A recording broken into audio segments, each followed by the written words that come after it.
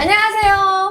여기는 법과 세금의 궁금증을 말끔 해결하는 법선생TV고요. 저는 진행을 맡은 송물송글입니다.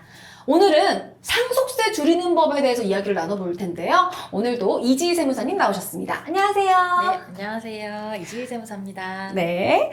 세무사님, 요즘 TV를 보면은 상속을 미리 준비해야 된다고도 하던데요. 저희가 또 이게 유언배원 신탁을 많이 다루긴 했는데 그보다 조금 더 중요한 게 바로 세금이잖아요. 그렇죠. 이제 세금, 특히 상속세, 증여세와 관련해서 관심이 많으시죠. 네. 저도 궁금한데요. 어떻게 하면 이 상속세, 증여세 이런 세금을 줄일 수 있을까요? 네, 송글송글님처럼 이제 상속세 줄이는 법에 대하여 많이들 이제 궁금해 하시는데요. 기본적으로 사전 증여와 상속공제를 잘 활용하시면 상속세, 증여세, 절세에 많은 도움이 됩니다. 사전 증여와 상속 공제요? 네, 먼저 사전 증여에 대해서 말씀을 드리면 피상속인의 재산 가치가 계속 오를 것으로 예상될 때는 사전 증여를 활용하시는 게 도움이 되는데, 주의할 점은 재산을 증여받고 10년이 지난 후에 상속이 개시된다면 사전 증여받은 재산이 상속 재산에 포함이 안 되지만 상속 개시일로부터 10년 이내에 증여한 재산은 상속 재산에 합산이 되게 됩니다. 사전 증여와 같은 경우에는 여러 명의 가족에게 재산을 나눠주면 각자가 받은 재산으로 수증자, 즉 받은 사람 기준으로 세율을 부과하지만, 상속의 경우에는 피상속인의 재산을 모두 합한 누진 세율이 적용이 되게 됩니다.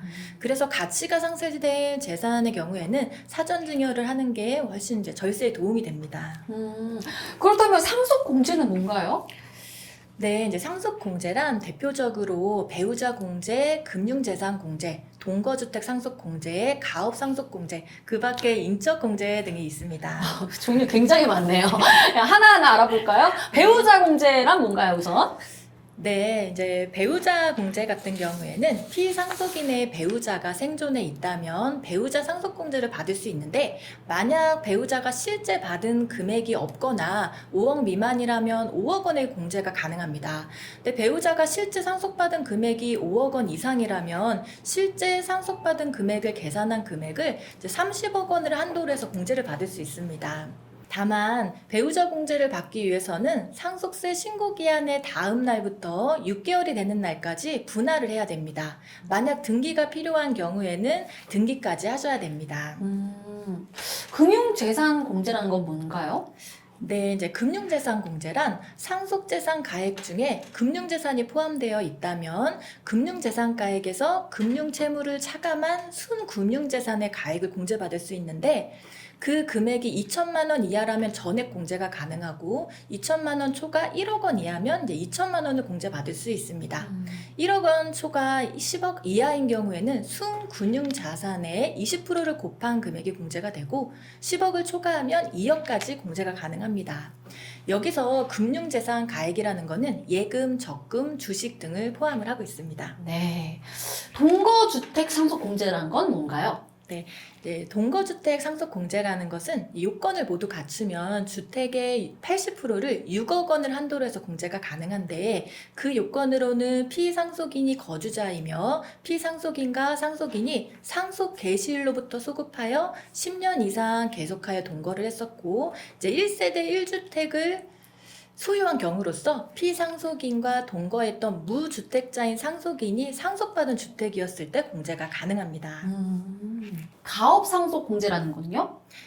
네, 이제 가업 상속공제란 피상속인이 10년 이상 계속해서 경영했던 기업으로서 피상속인과 상속인의 요건을 충족하는 경우에 최소 200억 원에서 최대 500억 원까지 공제가 가능합니다. 피상속인이 10년 이상 계속하여 경영했던 기업으로서 상속인이 18세 이상이고 상속 개시일 전 2년 이상 가업에 종사하는 등 요건이 충족해야 되는 게 중요합니다. 그 밖에 또 인적 공제라는 게 있다고요? 네, 이제 그 밖에 인적 공제라는 것은 자녀 공제, 미성년자 공제, 연로자 공제, 장애인 공제가 있는데요. 자녀 공제는 1인당 5천만 원이 공제가 되고, 미성년자는 그 인원수에 1천만 원을 곱한 금액에 19세까지 자녀 연수를 곱한 금액이 공제가 됩니다. 그리고 연로자 수당 같은 경우에는 5천만 원이 이제 공제가 되고요. 장애인 공제는 한 명당 1,000만 원을 곱한 금액에 기대 여명 연수를 곱한 금액을 공제받을 수 있습니다. 그리고 만약에 장애인 공제를 받고자 한다면 장애인 증명서를 제출을 해야 됩니다. 굉장히 종류가 많은데, 그러니까 이런 공제 제도를 잘 활용을 해야지 상속세를 줄일 수 있다는 거죠? 네, 그렇죠. 모르고 있으면 혜택을 받으실 수 없으니까요. 저도 사실 오늘 이런 제도가 있다는 거 처음 알았는데 우리 구독자분들께서도 꼭 이런 제도들을 잘 활용하셨으면 좋겠습니다. 혹시 세금과 관련해서 궁금한 사항 있으시면 이지희 세무사님을 찾아주시고요. 네, 언제든 연락 주세요. 네, 오늘도 역시 유익한 정보를 배웠네요. 법과 세무에 대해서 궁금한 사항 있으시면 다 같이 불러주세요. 어떻게? 법선생!